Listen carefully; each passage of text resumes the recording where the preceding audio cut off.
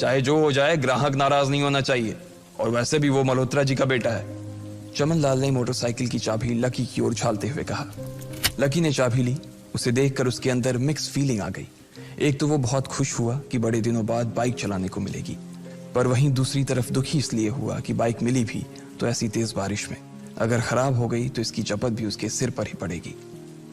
वो मुंह लटकाकर रेनकोट और हेलमेट पहनते हुए वहां से निकल गया। बाहर आकर बाइक को देखा तो लकी ने मन में सोचा, चलो ठीक है, जो होगा देखा जाएगा, कम से कम बाइक तो चलाने को मिल रही है। दरअसल लकी इतने साल काम करने के बाद भी अपने लिए एक मोटरसाइकिल नहीं ले पाया था। लकी की तनख्वाह ही इतनी भर थी कि सिर्फ उसके कमरे का किराया, उसकी साइकिल में डालने वाली हवा का खर्च, बिजली पानी का बिल और डिम्पल के साथ महीने में 1-2 बार बाहर खाने का खर्चा ही निकल पाता था। उसे डिम्पल की कही बात अक्सर याद आती थी, लकी अगर अगले 2 महीने में तूने बाइक नहीं खरीदी ना तो मैं तेरे से ब्रेकअप कर लूंगी, देखना। असल में डिम्पल को लकी के साथ बाइक पर घूमने की बड़ी तमन्ना थी। लकी की इस उजाड़ जिंदगी में एक वही तो थी जिसके लिए जिंदा रहने को उसका जी चाहता था। जब भी वो उससे बाइक की बात करती तो लकी डिम्पल की इस बात को हंस कर टाल देता था। वो अपने मन में इस बात को अच्छे से जानता था कि डिम्पल उससे बहुत प्यार करती थी और वो उससे कभी छोड़ कर नहीं जा सकती थी। वो दोनों एक दूसरे में ऐसे घुले मिले थे जैसे बादल बरसात में घुल जाती है। लकी को डिम्पल बहुत पसंद थी और वो उसके लिए दुनिया जहां की खुशियां खरीद कर ला देना चाहता था। वो चाहता था कि एक दिन वो डिम्पल को प्लेन में बैठाए, लेकिन उसके ये सब ख्वाब इस कम तनख्वाह की नौकरी की वजह से कभी पूरे नहीं होने वाले थे।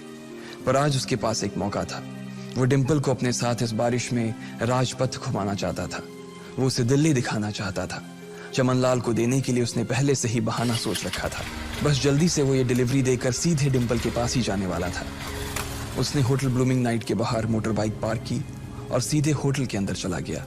लकी ने रिसेप्शन पर पहुंचकर नमस्ते करते हुए रिसेप्शनिस्ट को बोला, जी मैं चमन मेडिकल स्टोर से आया हूं, रूम नंबर 303 का ऑर्डर था सर। रिसेप्शन पर खड़ा आदमी उसके हाथ में काली थैली को देखकर समझ गया था कि उसमें क्या था और वो मंद ही मंद मुस्कुराते हुए बोला, 3rd फ्लोर पर है, लिफ्ट से चले जाओ, रेनकोट यहीं उतार देना। जैसा उस आदमी ने कहा लकी ने ठीक वैसा ही किया और लिफ्ट में चढ़ने के कुछ ही देर बाद वो 3रे माले पर पहुंच गया था। वो रूम नंबर 303 के बाहर पहुंचा और उसने डोरबेल बजाई। जैसे ही दरवाजा खुला लकी ने थैली आगे बढ़ाते हुए कहा, नमस्ते, मैं चमन मेडिकल स्टोर से लकी, ये आपका।